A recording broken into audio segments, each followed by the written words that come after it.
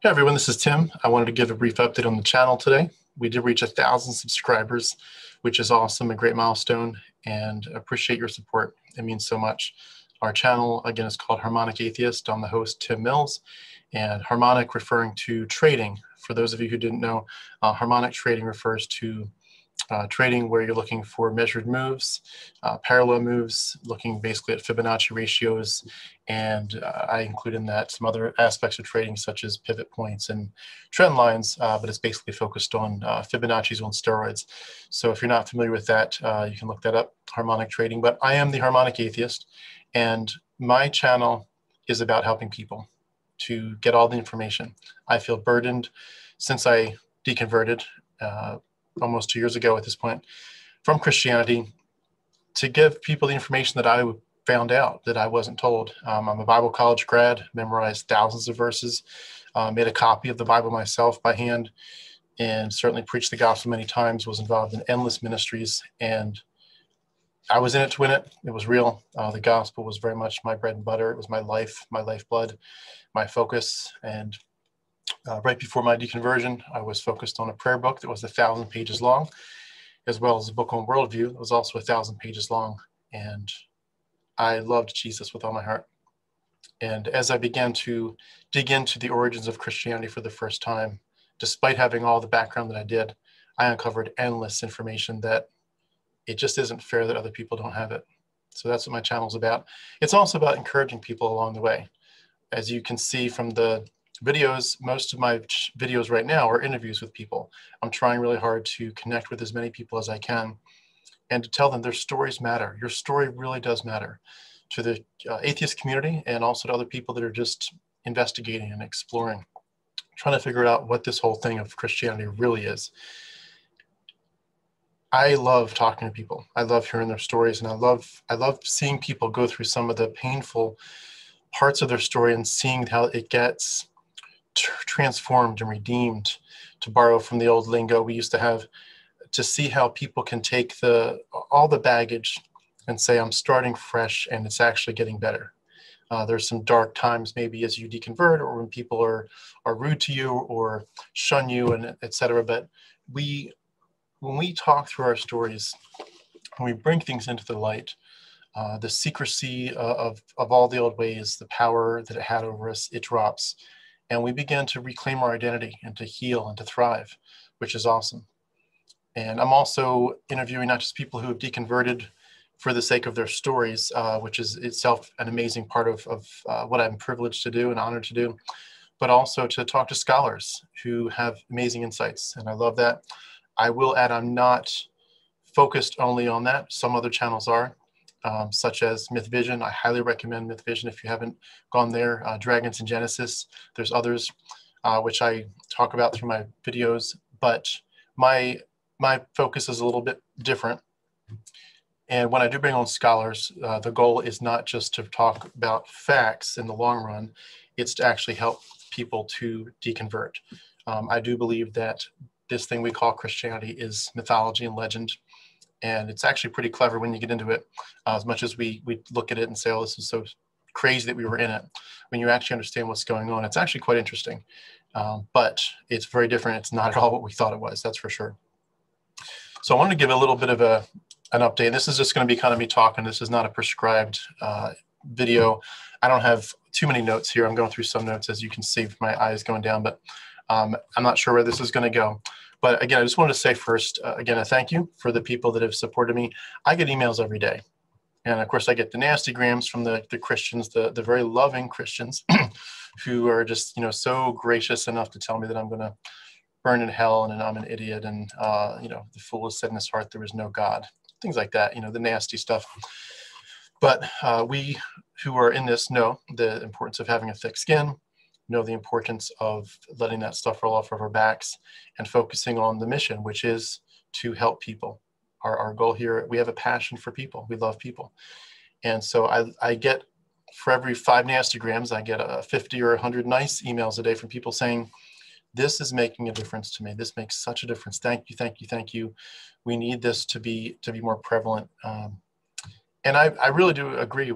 I really encourage people when I finish up my interviews, I often, after I hit the stop record button, I chat with somebody for a minute or two more before we wrap up the meeting. And I'll tell them, like, I really mean it. I want your platform to expand. I want mine to expand, obviously, but I want other people's voices. I'd love to hear of, 20,000 atheist channels that get started this year that end up getting big time, monetized and very, very viral. What a cool thing for people to share their stories and to bring their uniquenesses. I was just talking late last night for a couple hours, even with a gentleman that I haven't even interviewed yet, but we're going to be doing some work together. But he has done so much work since his deconversion in studying evolution, which I'm not anywhere near his level at, but understanding how it works and the science behind it. He's got a much more scientific mind. And I just encourage him, bring it. We need your voice in this. And I'm just beyond excited about some of the stuff that's coming. And I wanted to talk a little bit about that here, and then I'll share a few more things off from my heart. Actually, before I do get into the list of some of the things I'm going to be going into, let me share one thing. This channel is not about just having a bigger channel. Obviously, everybody wants to be viral. Everyone wants to be well-known. Everyone wants to be monetized in one sense. Not per se because you just want a big channel, but because you want to eventually be able to consider this a full-time job, to do what you love to do. But I also want to make sure it's clear. Our goal here is to get out of the way, so to speak, to be like an empty vessel. I'm not here to promote me. I'm here to promote people. I'm here to promote freedom. I'm here to promote truth. So what I want to do is get out of the way, so to speak. I want this channel to be a conduit where people's stories flow. And my story is a small part of it. And I do share that a little bit, and I'll be sharing a lot more of it over time. But I don't want this to be Tim Mills' story. I want this to be the story of us as a culture, as a people, as a species, how we take the shackles of a previous generation and the things that kept people in the dark for literally thousands of years and say, we recognize now better than ever what this was. And we're spreading the word. We're like beggars who know where the bread is. And we're going to tell other people where the bread is. And I love being able to get out of the way sometimes and just have people share their stories. And I do ask questions, and sometimes I probably ask too many, and share a few ideas. But I love to also make sure that people get a chance to talk about what's on their hearts. And I've met so many amazing people. Every single interview that I've done, even some theists, which is not my priority, but some people that deconverted from Christianity, but they'd still believe in some kind of God or higher power. That's fine. We can respect each other and agree to disagree on what's really going on in reality. I do have some lines that I would not cross in terms of who I'd interview and what message I'd want to be sent. But within reason, I want people to feel like their story is important no matter where they are. It is so amazing to see the response of people saying, you know what? I didn't know that. I didn't know what you said was true. I didn't realize that was part of the story. I hear people digging in. They find out this stuff is true. I tell them there's 100 quotes of the book of Enoch in the New Testament. They start with this response of that doesn't sound right. There's not 100 quotes of the book of Enoch in the canonical New Testament. And then they go and they find out it's true. And they find out there's no way that it quotes the book of Jubilees, the Testament of the 12 Patriarchs, all these other books from the Second Temple Judaism. There's no way it quotes the Qumran community's rule book, the Dead Sea Scrolls so much. There's just no way. And they go digging and they find out actually, yeah, it is. It is there. And people's eyes are being opened every day. The number of videos that are being watched and the hours that are being watched is increasing. And people are emailing me and saying, yes, I'm digging into this stuff and verifying it. I'm being a Berean, so to speak, again, borrowing our lingo. I'm deciding to dig in and not just take your word for it. And they find out this is actually old news. It's not my news, it's old news. People have known about this for a long time. But the Christian message is not really allowed to include all this other information. They don't tell you the full story, whether we're talking about evolution or the sources of the New Testament. They just don't tell you the full story. And as people dive into it, they say, yeah, this is really interesting, but this is very different than what I was told it was. this changes things. This changes things a lot. How come there's all these quotes from all these pagan philosophers in it, not just the ones in Acts that are clearly laid out there, but all these others that are kind of hidden? Why is Luke look just like Plutarch? Why is he quoting from Plutarch and looking just like him?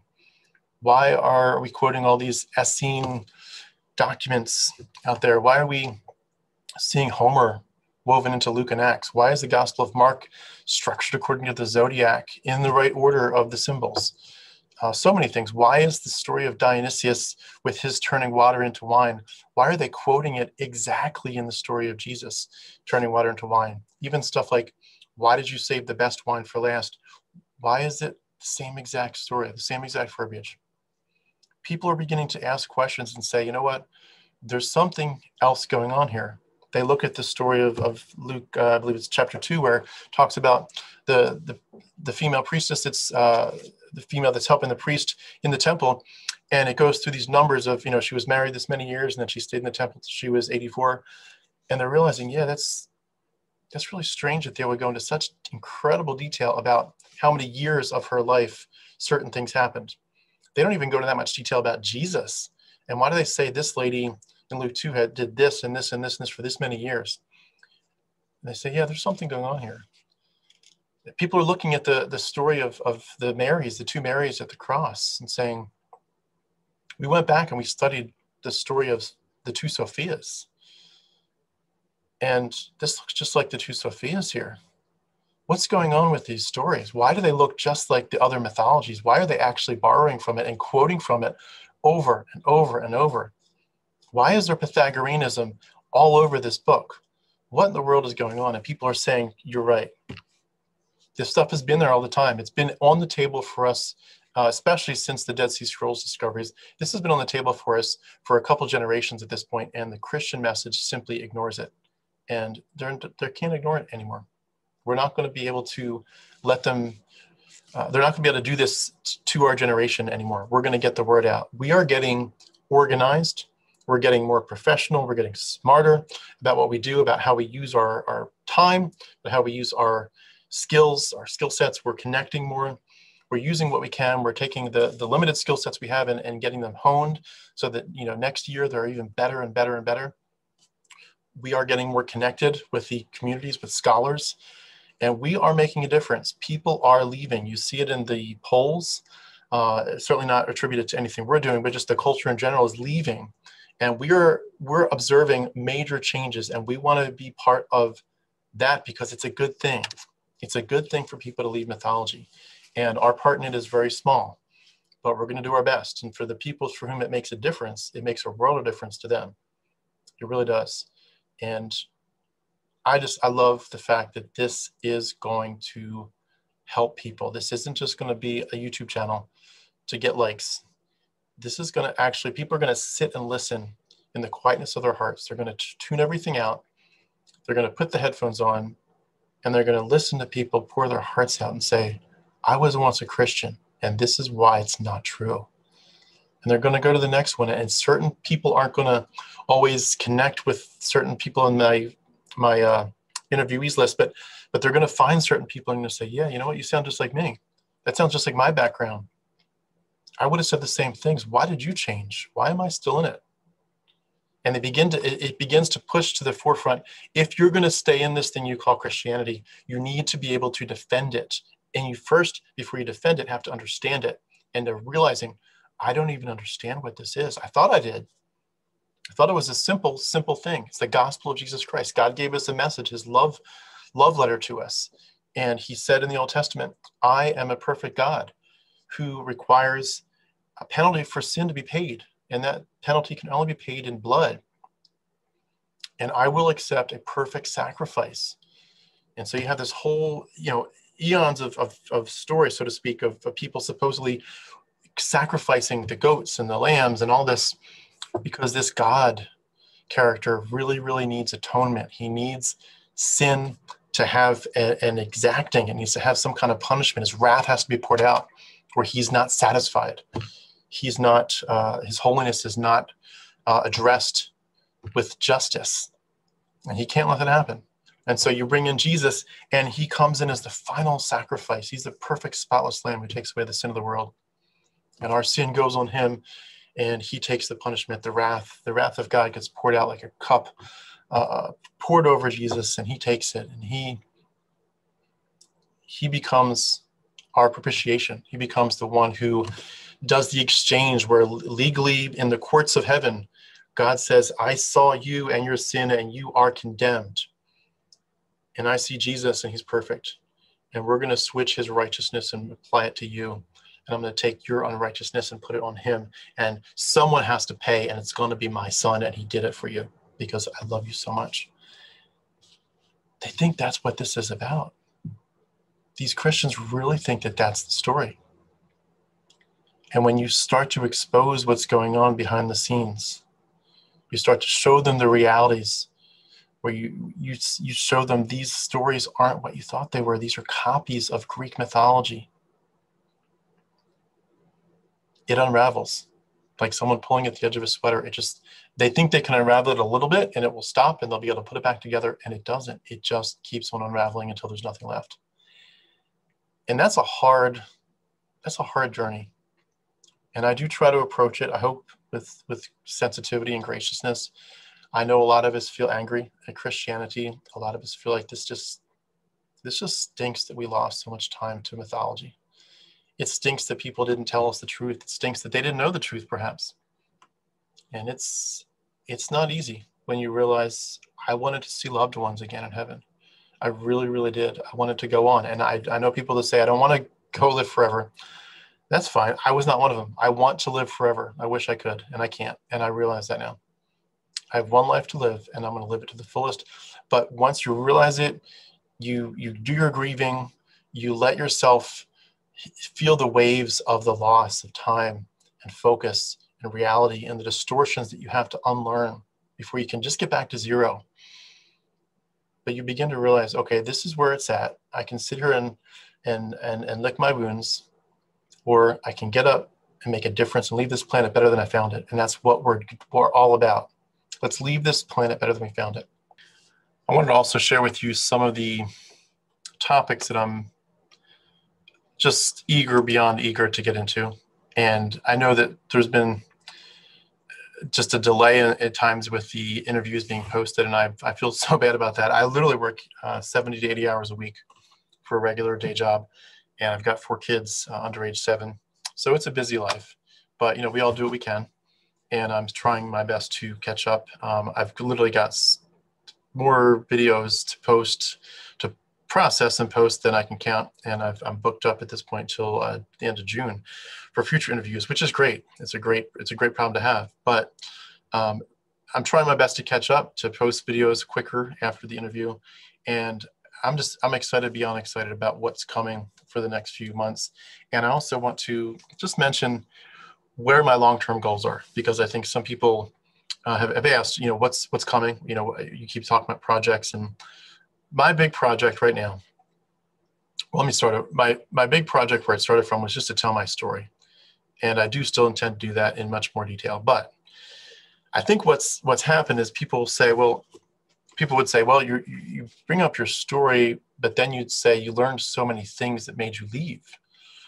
And I get emails from people saying, hey, can you tell us, list it out. What are all the books you read? And my goal at this point is to take a sidestep from my story and go just to the facts, to get my story out of the way a little bit. People pick it up anyway from my interviews, but to get to the truth of what needs to be on the table. People saying, I don't feel joy. I don't feel peace about my walk with Christ. I never would have questioned it before, but something's wrong. I've got a splinter in my mind that I can't get out. I need to figure this out. And they stumble across a channel like mine or someone else's, and they say, you know what, I need to dig in. And they don't want to hear that you're unhappy with Christianity. They want to just find out just the truth of the history of it. Because you could be, my story could be distorted by a million biases. Everyone's got their biases. But they just want to know, what is the history of this? What are the facts? And so my big project, number one, is to go through the New Testament, literally verse by verse, and show people where it's quoting from. Say it's quoting from other sources. And that list is absolutely mind-boggling. When you start to see it, I've found so far over 1,000 sources where it's not talking just about general concepts or structure, but just straight up quotes. Like it's just, like someone else said it 100 years earlier, 200 years earlier, and then Jesus says it. He literally quotes the same thing. Where Paul, someone else says something even 500 years earlier, and then Paul quotes it. And people don't realize it. They don't realize that they're reading a book that's a collection of quotes. It's really strange, but once you realize it, there's just so much more going on. And then to add to that, the structure, to say some of this isn't just direct quotes, but some of it is structure where, for example, when you see Odysseus and his travels, like where did he stop? And what was the order of his stops from his boat? And then you see, where did Paul stop? And what were the names of those cities? And what was the order? And you look at it and you're like, oh, snap. It's the same list. People want that information and they want it organized. They want it simple. People don't have time to go to all these deep, deep books and PhD articles. I don't really have time per se either in one sense, but I'm making time because it's so important. But they want people that can take it and synthesize it and say, give me the most important things that are literally decision-making items, something that's a pivot. What can you tell me that I can't just say, well, that's an interesting fact of history, but it doesn't really make a difference to my faith. I want the stuff where you put it in front of me and you say, something sounds wrong here. Either, like, first I need to verify, is that true? Did you really quote Plato? Did you really quote the Qumran Community Rulebook? Was he really quoting Homer, Euripides, Virgil? Is that really true? But then, after you find out, yeah, that is true, I can see it now, I can confirm it. Just say, what's going on? And of course, people's response is always, well, maybe it was everyone else that was quoting Christianity. Jesus clearly must have said it first. And they go back and they realize, no, some of this stuff was written hundreds of years earlier. Some of it much even earlier than that. Jesus quoting from some of the Egyptian materials, like they realize this stuff was much older. And the New Testament's quoting it. And it helps them. It helps them process and say, okay, now I've got some real questions. This isn't just, does it philosophically sound right that blood can atone for sin? Does it really sound right that God likes to cut off the end of little boys' penises? They're like, well, yeah, but if God has a reason for it, who are we to question God? But once you realize just this whole thing isn't what you thought it was. It didn't come from where you thought it did. It's literally like copies of copies of copies of other sources. And then heavily redacted from there. That's a huge, huge game changer. I'm thinking about doing a series as well on the other external, like the other gospels, the many other gospels, the other books of Acts. At this point, it seems like there's so much good stuff out there that I'll probably push that off for a while. Certainly Bart Ehrman and other people have done a great job at that. If you listen to Bart Ehrman, Richard Carrier, Dr. Robert Price, other people, there's a lot of information out there that walks you through that. So I'm probably going to push that one off. But then I wanted to get into a bunch of other things. This is kind of going to be a list. I'm not going to talk necessarily too long about all of these. But I'm going to do a series that focuses more directly on Enoch and Qumran at some point, because the first project is going to include those, but I want to zoom in. Enoch is where it's at. If you don't read Enoch, you can't understand the New Testament. There's no way to understand what happened in the New Testament unless you deeply understand Enoch. So we're going to go through that. We're going to talk about a whole bunch of, I guess you'd call them emotional issues relating to just the experience of deconverting. We're going to talk about gaslighting. We're going to talk about healing. I talk about that some with my guests. We're going to go through some stuff about healing. And when I say we're going to go through it, I mean, this is like when time allows. If it's 6 months, it's a year. We're going to talk about just the way that the Christian worldview sears your conscience, fears of going against your friends and family. We're going to talk about the horrible implications of the Bible, like if it were true. We know that those of us who have deconverted that it's not even remotely true, but that if it were true, what would that mean? Some pretty horrible implications of that. We're going to talk about issues like Christians pretending to know stuff that they don't know.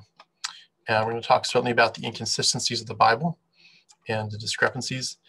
We're going to talk about people's fear of deconstruction, like why it's just there's places you just don't go. You know, you as a parent, for example, you don't want to think about your kids dying young, and you don't go there. You don't let yourself think about it. And it's such a horrible, horrible thought. And even if you were just thinking about it in the sense of, what can I do to protect my kids from a horrible accident or whatever, even just thinking about it in a proactive, like, I'm going to protect them sense, it's just such a horrific thought. It's hard to go there, even if it's for a reasonable purpose. And I think people struggle with that. This going down the path of deconstruction is a very scary thing for some people. The issues of loss of afterlife, certainly the issues of morality, the issues of what it means to your family if they reject you, what it means to you if your family rejects you. Significant fears. I've got a big list going for one that I'm excited about. It's called a Postmortem on Christianity, where I step away from Christianity per se in terms of its exact tenets and doctrines, and just talk through, what does this tell us about about humanity? The fact that we were able to be duped for so long about these things and what it pulled us to. What does this tell us? There's a lot there, and that the notes for that one grow exponentially every week. That one I'll probably push sooner rather than later, a Postmortem on Christianity. We're going to talk a lot about children, what the Bible does to kids, its message. Certainly we're going to talk about what literalist, fundamentalist Christianity does to kids. It's pretty nasty stuff, but we're even going to talk about what liberal Christianity does and how that's not an acceptable alternative. It is abuse. It's child abuse. Psychologically, it teaches kids horrible things about themselves, about what acceptance is like, what makes them good. And we're going to just unravel so many aspects of that. And we do that in some of the interviews, but I'm going to dedicate a couple videos where probably just me. I'll just be talking through it step by step. What is this? Why is this psychological child abuse? And probably the one that's going to hit home the most, and it's going to be probably the most difficult to work through, is how do you protect kids? How do you protect kids from this in this culture? Especially when you have even close loved ones who are insisting on this mythology. How do you protect kids? I've got some pretty good ideas, and I'm going to be working my way up to when the right time is to share those. That is near and dear to my heart for those of you that know my story. Guys, this stuff has to stop. This is mythology. You're hurting kids. You are hurting and preying on kids. Preying, P-R-E-Y, preying on their best instincts. Setting them up for a false reality. What does it mean to empower children? What does it mean to give them the freedom to be free thinkers? I'm telling you, that's what's going to change our world. Our world can change in a generation or two if you give the next generation the chance to say, if this doesn't sound right, you are completely free to walk away and go find what seems right, what seems healthy, what seems not toxic.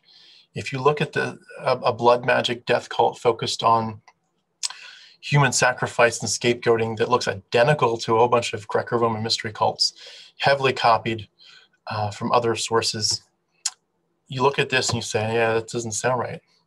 Just say, then don't believe it.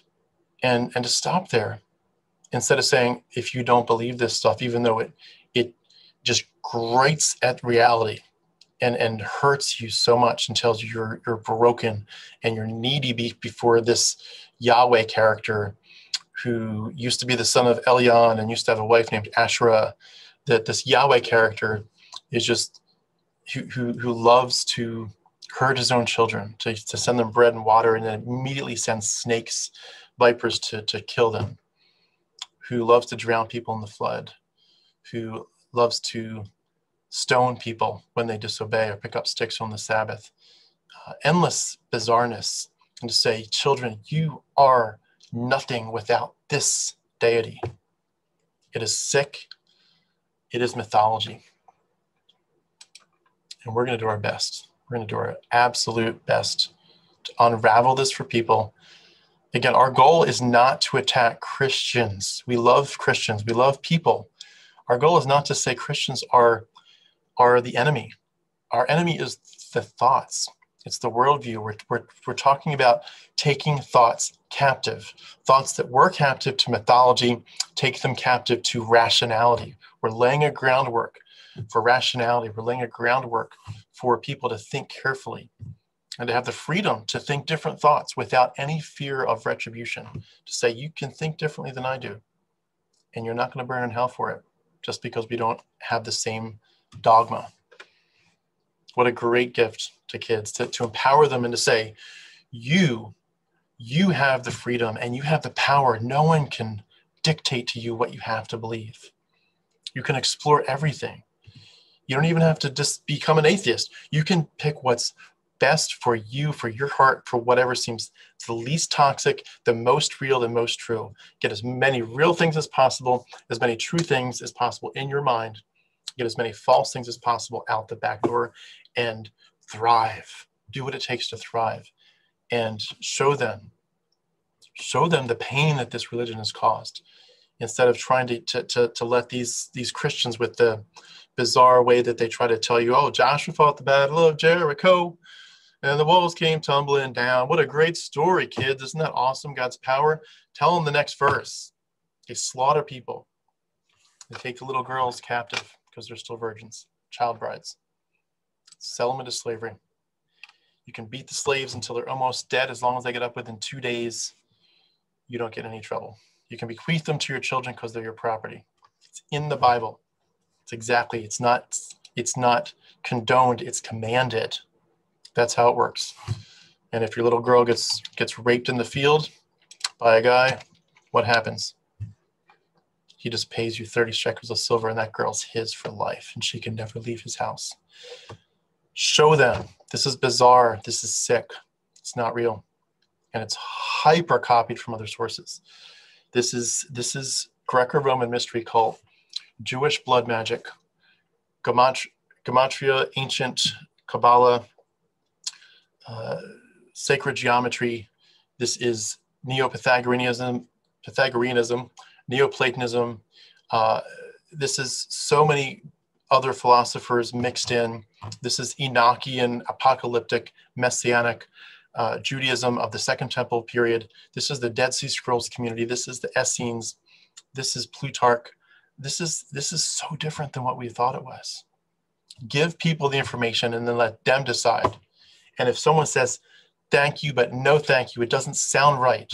This doesn't sound like it's divine. It has fingerprints all over it of men, literally men versus women, and bad men at that. Men who couldn't say, don't own people. Men who couldn't say, you know what, killing sheep to atone to some deity is really, really weird, and it's sick. Why can't this crazy deity just say, I forgive you? Why does it need blood?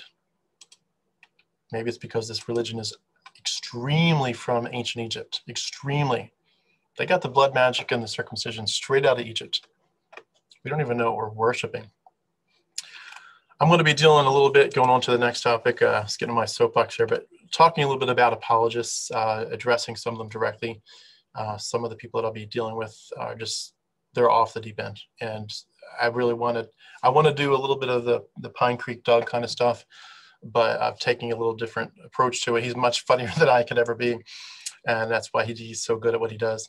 But I'm going to try to dissect some of the worst things that I come across. We're going to talk a lot about the thriving issue, going back to that, coming alive. What does it mean to just come alive, to be able to look at reality for the first time, to open your eyes for the first time? We're going to talk about the emotions of just the darkness of it all, the dark side, the tears, the times when you just have to cry about this stuff. We're going to really try to be clear about defining what is Christianity. What is it actually? Who made it? Who started it? Who edited it? Repeatedly edited it and redacted it. We're going to talk about blindness and deception a lot. Sorry for my eyes diverting here. I'm just looking through notes. We're going to talk a lot about the idea of Christianity being an addiction. It's an addiction just as much as drugs, maybe more. We're going to talk about strategy. We're going to Six Sigma the hell out of this thing. We're going to talk about how to out-strategize Christians in the war for this culture. They're not going to win. It's obvious. They're losing. They're losing by leaps and bounds. But they think they can basically outbreed everybody. And they really do think they've got power. They think there's power in the blood. They think there's power in the cross. They think there's power in the word of God. And it is nothing but an ancient religion that is on its way out and is dying. And we're going to help expedite the death of these bad ideas and help them to come alive, to realize, to join this song of freedom that says we do not need to listen to bad men that wrote a story thousands of years ago. There's nobody forcing us to still do this. We're doing this to ourselves. There's nobody forcing us to be religious. We're doing this to ourselves because we are afraid of bucking the system. We're afraid of looking at our community and saying, I got to be different. I got to be different from the community. The drive to look like everyone else around us is so strong, to give in to the groupthink. We're going to talk about the idea of escaping. We're going to talk about the idea of respecting yourself, developing a thicker skin as people attack you, and to be also respectful, hopefully, to some extent. I'm sure Christians would say just about everything we do will be disrespectful, but to be as respectful as we can. Our goal is not to tear people down. Our goal is to tear ideas down. I will just add this. Whenever I think about saying that, I also think about the idea that we are opposed to ideas, not people. When someone says that they believe in really nasty stuff, and they're not just a kid anymore who's just repeating and parroting what they were told, but they've actually had time in life to think about this. And they stand up and publicly take a stand for horrific ideas. I was speaking even to a gentleman recently whose church, a Presbyterian church, right from the pulpit promotes the idea that if we brought back slavery, it would be acceptable because the Bible commands slavery. And the New Testament certainly does not say it should not happen. It simply says slaves should be submissive to their masters. When you believe in monstrous ideas, and especially when you stand up and preach them, then you do become a person that we want to directly talk to. We directly want to tell people that person is a direct attack on rationality in our culture. That person is a leader in bad ideas. And since we are against these bad doesn't even describe it, these horrible ideas, we're going to focus on what they're talking about. And that's why some of these guys and ladies, we need to really be clear the damage that they're doing. And some of these people, their ministries are huge, and they're certainly not going to stop. And we need to begin to raise our voices, raise the tidal wave against what they're doing, make it unacceptable. And I think the idea too is that a lot of people don't realize how fringe they are. If you were to come out and say, I love Zeus, praise Zeus, he's my God, he takes such good care of me, I love Zeus, people look at you and say, what's wrong with you? Zeus, who is Zeus? I'm sure there's people that probably still pray to him or at least talk about him, but it's pretty fringe. And certainly if someone came up with something really wacko, like I pray to a purple elephant, like, yeah, you shouldn't be holding a public office if you're praying to a purple elephant. And yet, as bizarre as that seems, Christianity somehow has escaped the bizarreness factor because it's so prevalent.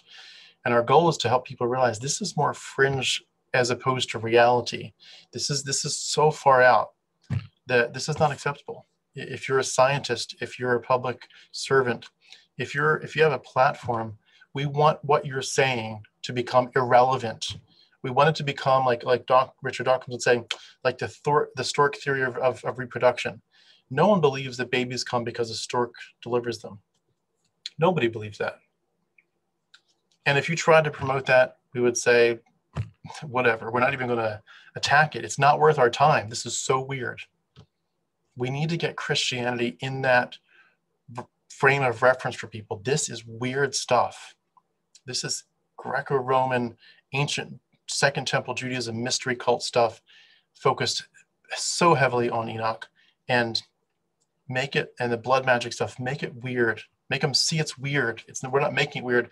It is weird, and they just don't see it yet because it's been inappropriately normalized by our society. We're going to do our best. We're going to do our best to help people see this is fringe and so unnecessary and so unhealthy. We're going to talk about depression a little bit more, and just not letting this thing steal one more minute of our lives. People get into depressions over deconversion, and we want to help them. We really want to help them. The darkness that they're going through is real. It's painful, and we're going to build people up. We're going to give them the tools that we can, and certainly direct them to conversations with professionals where they can talk through these things and get really good help. But whatever it looks like for different people, get into the light, bask in the light. Life is beautiful. Life is not nihilistic, as some people would like to lead you to believe. Life is beautiful. This universe is amazing. And we're not here by some plan, but the fact that we're here is amazing. And we're going to use our lives, we're going to use our existence to do something really cool. We're going to talk about identity, people's identities, finding them after deconversion, what it means to remove your old identity. We're going to try to equip people to be more brave. Just get comfortable saying, I'm not okay with that. Oh, blood magic? I'm not okay with that.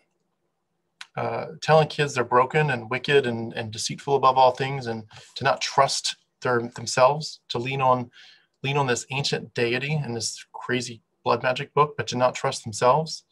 To say, I'm not okay with that. Stop. It's just like we'd say body autonomy. You know, no, Mr. So-and-so, you can't touch me. This is my body. I don't want to be touched. You tell that to kids. You empower them.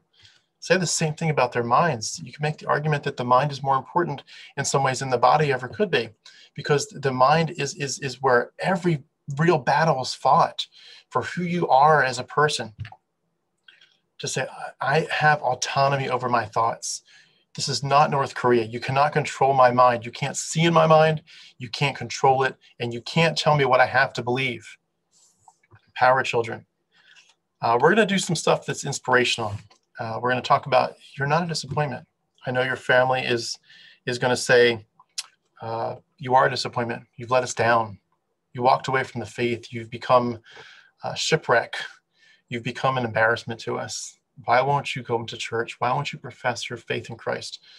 We're going to talk about that stuff. It's hard conversations. We're going to talk about what we listen to. You are what you listen to. We're going to talk about self-care for atheists. We're going to talk about being proud of yourself. Pride is not a sin. There is no sin. We're going to talk about what that looks like. We're certainly going to talk about ideas and how they can hold you hostage. We're going to talk a lot about astrotheology, a lot. That's just going to take a while to get ready for. There's so much there. I mean, if you don't know what astrotheology is, you need to dive in. I know there's some people trying, even in the atheist community, trying to downplay it. The Bible is full of astrotheology, and it heavily dominated and prescribed what Christianity would be like. People were telling stories that were star stories in the Old and the New Testament. It's there, it's real. And if people keep trying to tell you, no, it's not there, I'm going to show you. I'm going to show you beyond a shadow of a doubt. It's there. The Bible is about star stories. Not just star stories, but very much about them. We're going to talk about people building their platform, telling their story. We're going to talk about issues of surrendering to reality. Again, this is about building a platform where people can say, we want to get back to rationality and reality. Even if this hurts that we can't see our loved ones again, hurts that there's no heaven, thankfully there's no hell. We're going to help people realize it's as painful as it feels to surrender to reality. It's actually a very beautiful thing. We're going to have a lot of calls to action. Atheists, speak up. Atheists, speak up. If it's not time yet, your family situation, your friends, your country, if you can't speak up, then don't. But when the time is right, get off the couch, get off the sidelines, speak up. People need to hear, people need it to be normalized. Just like we would have said, hey, people that want to sideline breastfeeding and say that's not normal, you shouldn't do it in public. We're going to say no. We're going to empower women to do it so that it is completely normal for a woman to take care of her baby, do what's best and healthiest for her baby, and normal. We're going to make it so it's so normal that when kids see it, they don't think, huh, what's that? They just see it all the time. It's normal. We're going to make atheism normal. We're going to make it so normalized that people think atheism is actually a very acceptable alternative.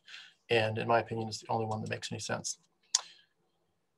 We're going to talk about peace, having peace after deconversion. We're going to talk about Christian responses, the way that they attack us. We're going to talk a lot about that. We're going to talk about kind of the steps. Now that you've deconverted, there's some next few steps that make the next couple of years of your life healthier or unhealthier. We want to go through some of that. We're going to talk about focusing your energy on understanding reality versus debating. We're going to talk about the character of Yahweh, the ultimate divine psychopath. We're going to talk about religious fanaticism, especially in current days with Trump and all that ridiculous stuff that happened.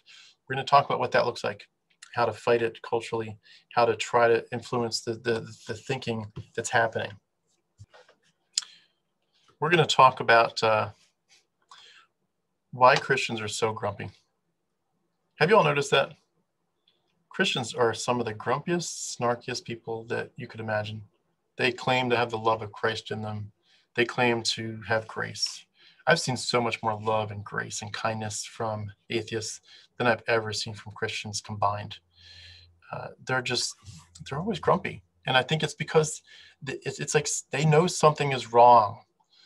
That's why when they grieve at a funeral, they can't grieve the way the Bible says as if they have a hope, because they actually don't have one, but they're pretending, so much pretending. They're grumpy, certainly, in my opinion, not to be silly about this, but grumpy because of the sexual implications. You're not meant to live the way that the Bible talks about. You're just not. And they're grumpy about the sexual implications. And they'd be proud of it if they just talked it through with you. They're proud that they're the way they are, but the grumpiness is real.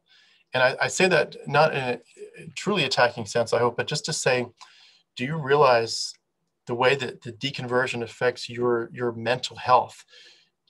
Being away from Christianity longer and longer, if you do it right, if you don't get into some nasty other stuff, if you don't replace, one drink of poison with another drink of poison, but if you just get away from the poison and learn, why did I drink it in the first place? Why was that Kool-Aid an option?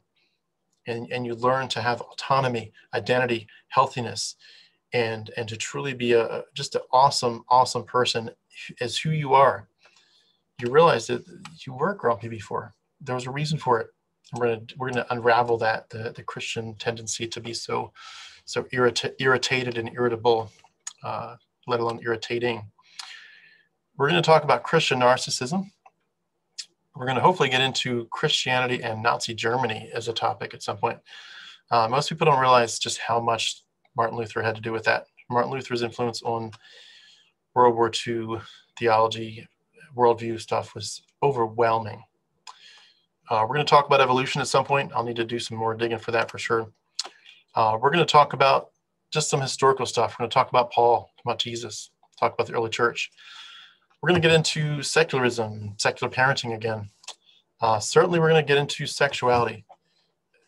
This is such a big topic, and I'm certainly not equipped at this point to talk to it to the extent that I'd love to, but just to be able to reclaim and say, you had all these desires, all these thoughts. When you were supposed to look once, or if you looked once, you're supposed to look away. You looked twice. Bad on you. You looked twice and you shouldn't have. You had thoughts. And you sat in church and you're supposed to be holy, focused on the word and on scripture. And instead you're thinking about something dirty, in quotes. Reclaiming that, saying, I am not a dirty person for having thoughts about sexuality. That is such a big, and that sexual issues crush people. They crush people left and right. We're going to attack that one head on at some point. Just going into it and saying, you want to be sexual, you want to be intimate, you want to enjoy eroticism, you want to enjoy pleasure, you want to enjoy the beauty of the body. And you want to have people, these Christians have such a pornographic mindset, like anything to them is pornographic. And to say, there's no such thing as sin, so there's no such thing as porneia, sex sin. Therefore, reclaim this reclaim the body, reclaim fine art nudity, reclaim fine art nudity so strongly that people are like, what was I thinking? Why would I look at a nude painting and think dirty or bad? Why wouldn't I just think, what an amazing, amazing thing this human body is? It's very, very sick when you think about what they did to sexuality. We're gonna take it back. That's what's gonna happen with all this stuff. We're gonna take all the nasty stuff that they've done, all the lies, all the twisting, all the distortion, the deception, the charlatanism. We're gonna take it back, and to borrow their verbiage, we're gonna redeem it. We're gonna take all these thoughts that they took captive for pretend Christ, who's not even real, and we're gonna take them captive to reality, to rationality. We are going to be part of the change management team. Change is coming, and we're going to be part of that. We are part of that. We're going to talk about what it would look like for the end of mythology to be here. What would it look like for a world without mythology being a part of anybody's worldview at all? That's daydreaming, of course. It's not going to happen in our lifetimes by any stretch, but it's important to have a scope for the imagination. Going back a little bit to some of the earlier stuff, we really want to have a long-term picture. We want to talk about empowering future generations. We want to talk about what this looks like 3 generations from now, how to lay the groundwork for what we think is the best way, and to give people the steps and the tools to empower themselves and the next generation, long after we're gone. People can look back, if they did enough digging, and say, you know what? There was a fork in the road. Who was part of that fork? Where did the watershed come from? So, well, it came from people, average, everyday people, who just stood up and said, enough of the nonsense. You're not going to get away with it. It's mythology. It's all it's ever been, is mythology. We're going to tear it down. Tear down every stronghold against rationality. We're going to talk about the very sad issue, I touched this before, of genital mutilation. Leave little boys intact. Leave little boys intact. Get your hands and your saws and your knives off of little boys' genitals, for goodness sake.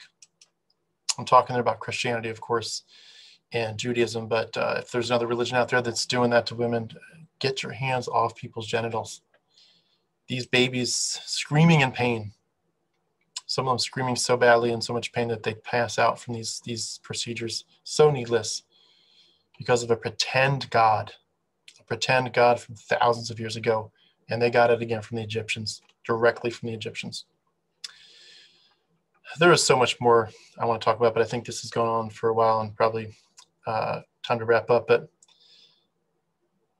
again, their goal is to get out of the way. The goal is to help people be empowered with facts, not with, we don't want them enamored with our platform. We want them enamored with reality, with their experience, with their story, to tell every last person, your journey matters.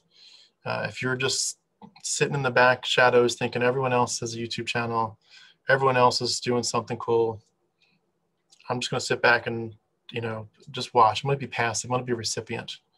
Just say, no, you're important. You matter to us. Your story matters to us. I also want to really be inviting. It's hard to be inviting to Christians in some ways because they obviously see us as a threat. They want to fight us. They want to tear us down, which is they think is an option because they think there's a real God who's empowering them. They think there's a real God who's going to win in the end, who's going to take this and turn this to glory for himself, who's going to truly win the day for the cross, for the gospel, and for his kingdom. They think that they're going to win because they think there's just so much that this is real. We're going to slowly expose it more and more people are going to leave. The pews are going to get emptied, not by COVID only, but they're going to get emptied by reality and by the fact that the internet itself is helping us to spread truth. You can dig into stuff so much. And I don't just mean random, YouTube videos where you don't know if it's true or not. But I mean, you can get into academic papers. You can get books. You can get deep information that tells you what's really going on behind the scenes. You can unravel this thing of Christianity.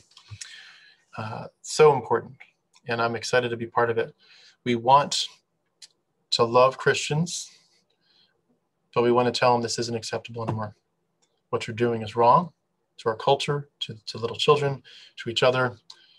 For those of you that are still in it, we're not against you. We're really not. We're not fighting you. We're fighting this crazy, bizarre ideology. And we wish you could see it. We know you can't. We know you can't. And for some of us, it's almost like it's not even worth debating, because we know that you're just not ready. Some people just, it's like the Matrix. You're just so into your Matrix that to try to unplug you would be so damaging. You're just not ready. And that's not to be patronizing, but it's just a fact. Certain people aren't ready today that they'll be ready in 6 months or a year or 10 years, sad to say. But whatever the timing is, over and over I hear this expression. When people get out, they're just like, what was I thinking? I should have known better. I had a friend, a dear friend, who I grew up with even from kindergarten, who she deconverted at least 10 years before I did. And I saw her deconversion from a distance, and I didn't bother to ask her, what did you think through? What did you learn? What made a difference to you? Why did you leave this thing? How can you leave the love of Christ? Why would you leave the love of the universe's creator, who did everything he could to pull you back from the slavery of sin and of death and of destruction? Why would you turn away from his love? You must know something that I don't, or else just something's going on here. What is it? I didn't bother to ask. I wasn't ready to bother to ask. I wasn't ready for the answer. A lot of Christians aren't ready for the answer, and we have to be okay with that.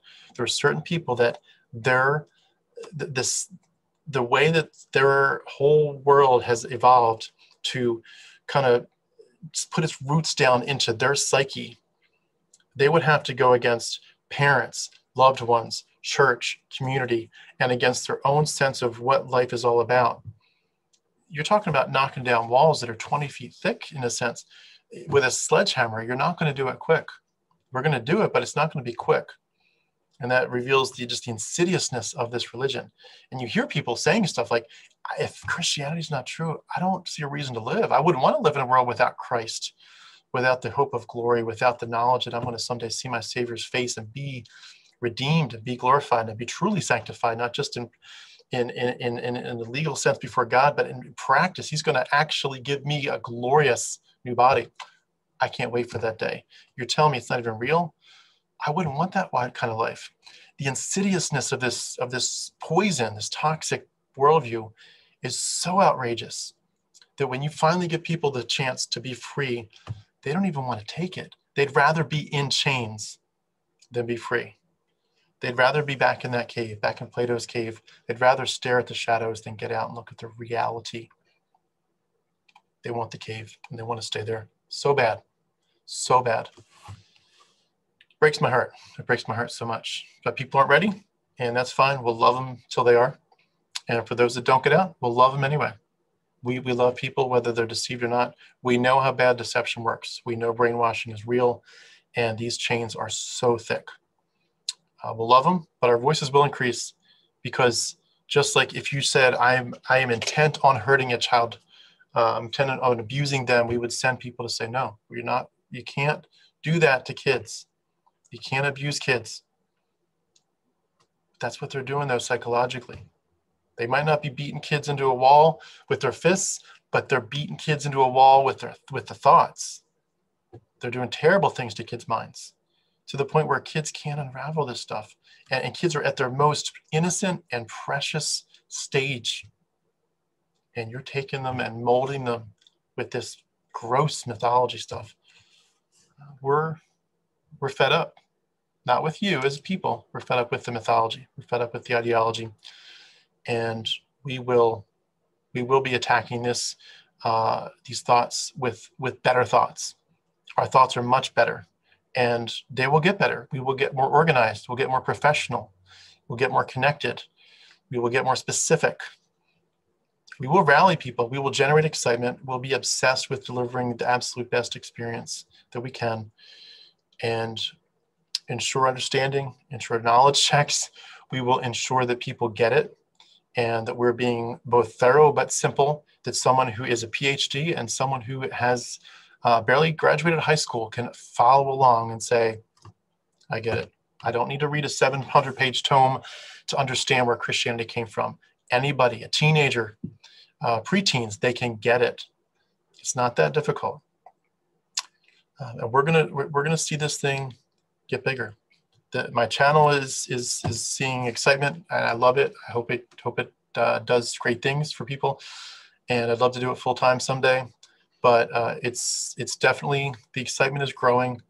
The knowledge of people, the questioning, people are asking better and better and better questions. They're getting to the point of things, and people are seeing it grow. They're seeing their interest in understanding what mythology is grow. We are the future. Mythology as a worldview is the past, and we will be the start of the few generations that begin to truly end it. And that's an exciting thing. And we're not gonna stop. We're gonna do it as gracious as we can, but we're gonna be insistent. We're gonna be insistent that the future looks different, and that starts with Christianity dying. Christianity is not reality, and it needs to end. And we're going to make sure we do our best to nail that coffin shut as soon as we can. And to love on people so much in the process. Give them the tools that they need to grow, to heal, to breathe deep. It's going to be okay. Life without Christ is not darkness. Life without Christ is life without mythology. It's life without a pretend deity. It's life without the tooth fairy. It's going to be okay. And whatever fear you have of it, whatever sense of this is going to destroy me, we're going to try to empower each other. You're in this, you're not in this alone. We're in this together. We're a team, and we're going to make a difference. We're going to make a real difference, especially for the kids. Kids matter. We're going to get them out. Thank you guys for your support. Again, I love your emails. I can't always respond to them. Working 80 hours a week for kids, it's a lot sometimes. I apologize. I don't get back to everybody's emails quickly. I try, but some days just it doesn't happen. But know that you're important. I read every email from thoroughly, and I cringe inside when I can't respond, because I know that people expect that and want that back and forth. But I'm hoping at some point to be able to do a nonstop dialogue where I can respond to every single person quickly. But whether it's a slow process or a quick process, this is where it's at. Where it's at is free your mind. We're better than this, people. We're better than these chains. These are self-inflicted chains. We're better than this. Let's do it. Love you guys.